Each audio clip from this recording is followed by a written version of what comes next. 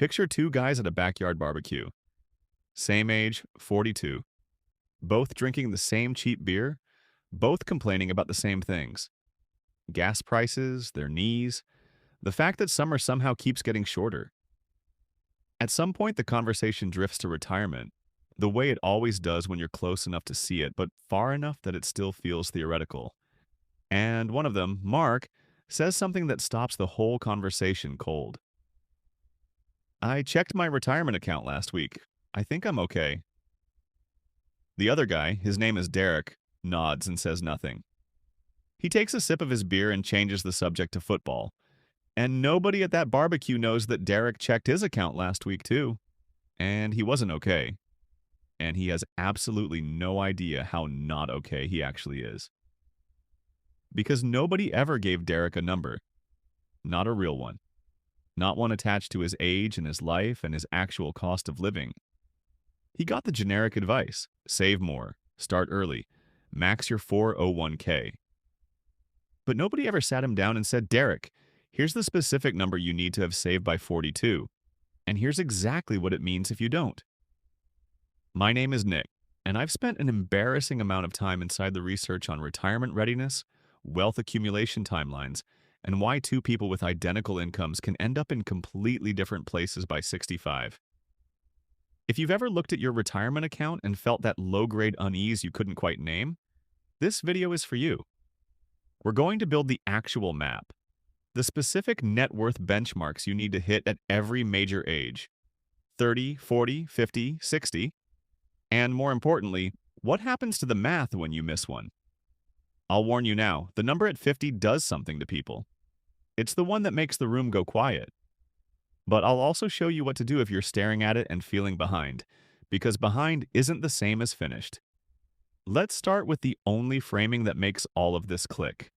We've been given the wrong instruction manual. For decades, the standard retirement advice has been percentage-based. Save 10% of your income, save 15%. Contribute enough to get the match. And that advice isn't wrong exactly, it's just dangerously incomplete. Because percentages tell you nothing about whether you're actually on track. They tell you about the input. They tell you nothing about the destination. Here's the framework that actually works, and it comes from decades of actuarial research and retirement modeling. It's called the income replacement method, and the core idea is simple. In retirement, you need to replace roughly 70 to 80% of your pre-retirement income every year for somewhere between 25 and 30 years, starting the day you stop working. That's the goal. Everything else, every benchmark, every savings rate, every account balance, it's all just working backward from that number. And when you work backward with real math, you get something the generic advice never gives you. You get a target, a specific age-anchored, income-adjusted number that tells you exactly where you need to be and exactly how far you are from it. Those are the numbers we're building today. Let's start at the beginning, age 30. The number: 1 times your annual salary. Here's the dirty secret about your 30s that nobody in the financial industry is rushing to advertise. Your 30s are the most important decade in your entire retirement journey. Not your 50s. Not your 40s when the panic usually starts. Your 30s. And the reason comes down to one concept that sounds simple and is almost never truly understood until it's too late: time in the market. Let me show you exactly what I mean with numbers that should make you physically uncomfortable if you're in your 30s and haven't started yet. A dollar invested at 25 is worth roughly $21 at 65, assuming a 7% average annual return. The same dollar invested at 35 is worth about $10.50 at 65. Wait for 45 to invest that same dollar, and it's worth roughly $5.50 at retirement. Same dollar, same investment, same return. 3 completely different outcomes based entirely on when you started. This is why the benchmark at 30 is 1 times your annual salary. Not because the number itself is magical, but because hitting it means you started. It means time is working for you, not against you. If you earn $60,000 in your 30, you need $60,000 saved. If you earn $80,000, you need $80,000. This includes everything: your 401k, your IRA, your brokerage account, the whole picture. Now, here's where most people fall into the first trap of retirement planning. They hit 30, they look at their account, they see $22,000, and they think, I'm not even close, this is hopeless. And then they do the worst possible thing. They stop contributing aggressively because the goal feels too far away. That reaction is the retirement killer, not the gap itself. The gap is fixable at 30, the resignation is not. Because here's what nobody tells you about being behind at 30. The math at 30 is still almost entirely on your side. You have 35 years of compounding ahead of you. Missing the one-times benchmark by $20,000 at 30 is not a crisis, it is a Tuesday. It is completely mathematically recoverable. The crisis only happens if you treat it like a crisis and use it as a reason to disengage. So the move at 30 isn't panic, it's automation. Set the contribution, raise it by 1% every year you get a raise, and then genuinely stop thinking about it. The math will do the rest, but the clock is running and it doesn't wait. Age 40. The number: 3 times your annual salary. This is the barbecue number. This is the one Derek didn't have. At 40, you need 3 times your annual salary saved across all retirement accounts. $60,000 salary, $180,000 saved. $90,000 salary, $270,000 saved. And this is where the first major reality check tends to land, because the Federal Reserve's survey of consumer finances found that the median retirement savings for Americans between 35 and 44 is around $45,000. Not $180,000. $45,000, which means the median 40-year-old is sitting at roughly a quarter of where they need to be. That's not a rounding error. That's a structural gap. And I want to be honest with you about what that gap means, because there's a version of this video that just hits you with the scary number and lets you sit in it. That's not useful. What's useful is understanding the math behind the gap, because the math tells you exactly how to close it. Here's the thing about 40 that makes it the most psychologically complicated milestone on this entire list. At 30, you feel behind, but you have time. At 50, you know you're behind, and the urgency is undeniable. But at 40, you're in the middle, and the middle is where denial lives. You're not close enough to retirement to feel the heat, but you're far enough from your 20s that the easy excuses are starting to expire. You can't blame student loans forever. You can't call it temporary forever. At 40, the financial decisions you're making right now are actively shaping what 65 looks like. Not in a theoretical way, in a direct mathematical cause and effect way. Here's the number that makes this concrete. If you're 40 and you have $45,000 saved, and you need $270,000 by 65 to be on track for a $90,000 income, here's what has to happen. You need to save and invest roughly $1,400 a month for the next 25 years at a 7% return to close that gap. $1,400 a month. That's a real number. It's achievable for a lot of households. But it requires deciding right now that retirement is not a future problem. It is the current problem. The trap at 40 is the same trap that got Derek. It's not ignorance. It's the assumption that the generic advice is working. That because you have a 401k and you're contributing something, you're probably fine. Probably is a very expensive word when you're 40.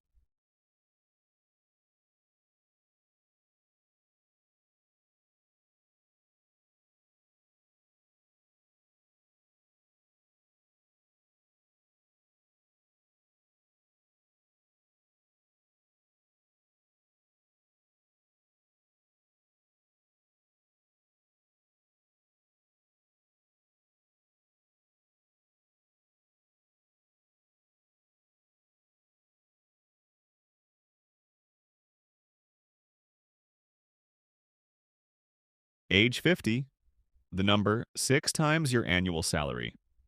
Here it is. This is the one that makes the room go quiet. At 50, you need 6 times your annual salary saved. $60,000 income, $360,000 saved. $80,000 income, $480,000 saved. $100,000 income, $600,000 in retirement accounts. And here is why 50 is the most important milestone on this entire map. Not because the number is the biggest, but because 50 is where two completely different futures become visible for the first time. If you're at or near the 6 times benchmark at 50, the compounding math starts doing something genuinely remarkable. A $500,000 portfolio at 7% generates $35,000 a year in growth on its own. You're still contributing, you're still working, and your money is simultaneously generating a second income in the background. The snowball is fully rolling. You are, mathematically speaking, almost certainly going to be okay. But if you're sitting at 50 with $120,000 saved when you needed $480,000, the math shifts completely. You have 15 years left.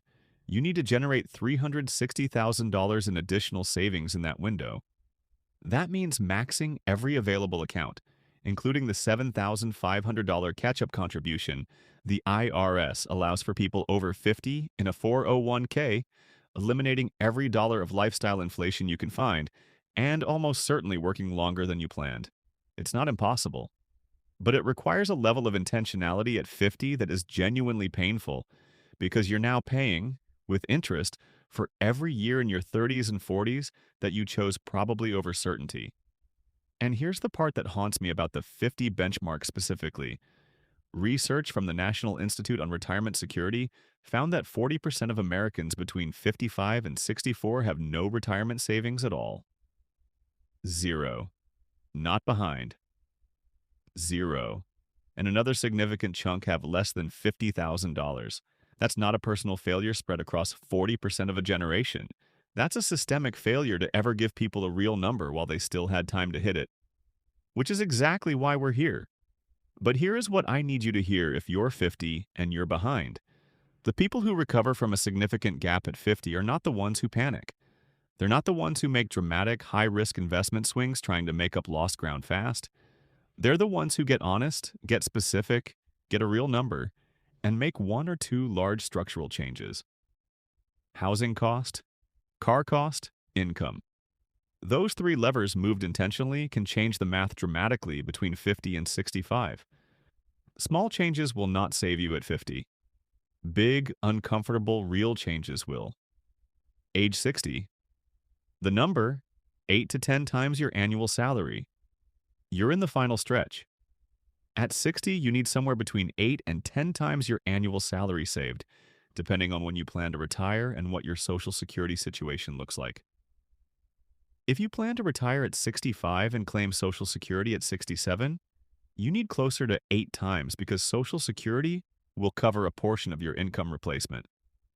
If you plan to retire early, work with a reduced Social Security benefit, or want a larger lifestyle budget, you're pushing toward 10 times or beyond. This is also where a concept called sequence of returns. Risk becomes the most dangerous thing in the room, and most people have never heard of it. Here's what it means. The order in which your investment returns happen matters enormously once you start withdrawing. A bad market in year 1 of retirement can permanently damage a portfolio in a way that a bad market in year 15 cannot. Because in year 1, you're selling assets at depressed prices to fund your life. And those shares never recover for you. They recover for the market, but you already sold them.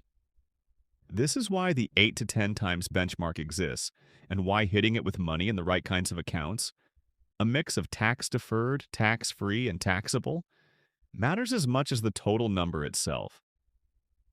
At 60, the work is less about saving harder and more about positioning correctly. Where is the money? What order will you pull from it? What does your Social Security timing strategy look like? These are the questions that determine whether 8 times is enough or whether you need 10 times. And these are the questions almost nobody asks until they're 64 and sitting across from a financial advisor for the first time, realizing they should have done this conversation at 55. The number nobody gives you at any age. Your personal multiplier. Here's the reframe I want to leave you with, because the age benchmarks are useful, but they're still built on someone else's income. The most powerful thing you can do at any age is calculate your own number. Take what you actually spend in a year, multiply it by 25. That's the 4% rule target, the portfolio size at which your investments can theoretically fund your life indefinitely. If you spend $50,000 a year, your number is $1.25 million. If you spend $70,000, it's $1.75 million. If you spend $40,000, it's $1 million, and you might be closer than you think. This number is more accurate than any age-based benchmark because it's built on your life, not a statistical average. And it does something the benchmarks can't. It makes the goal specific enough to actually pursue. Vague goals don't get funded, specific ones do. Back to the barbecue. Mark knew his number. He didn't know it in some precise financial planning way. He just knew in the quiet part of his brain that the account balance he saw last week was in the neighborhood of where it needed to be for his age and his income. And that knowledge let him say, I think I'm okay with a kind of calm that had nothing to do with arrogance. Derek didn't know his number, and so he said nothing, because when you don't know the number, you don't know what to say. You just feel the unease and change the subject to football. The difference between Mark and Derek at that barbecue isn't income. It's information. Mark has a map. Derek has a vague sense of direction and a hope that it works out. This video is the map. The 1x at 30, the 3x at 40, the 6x at 50, the 8 to 10x at 60. These numbers aren't there to scare you. They're there so you can stop guessing, so you can look at your account, look at your age, and know specifically and honestly exactly which version of that parking lot moment you're living. And if the map shows you're behind, remember what we established at the start. Behind at 30 is a Tuesday. Behind at 40 is urgent but fixable. Behind at 50 requires big moves, not small ones. And behind at 60 means it's time to have the real conversation about what retirement actually looks like for your specific numbers. Not what you imagined at 35. The worst thing you can do with any of these numbers is nothing. The second worst thing you can do is panic. The best thing you can do is find out exactly where you stand and take the next honest step from there. Not the dramatic step, not the risky step, the next honest one. Because the math doesn't care about the barbecue, it's running whether you're watching it or not. The only question is whether you know the score. I'm not a financial advisor, and nothing here is financial advice. These are patterns that show up consistently in the research, attached to real numbers. Take what's useful and go talk to someone who knows your specific situation. If this video gave you the number you didn't have before, drop a comment telling me which benchmark you're working toward right now. I actually read them.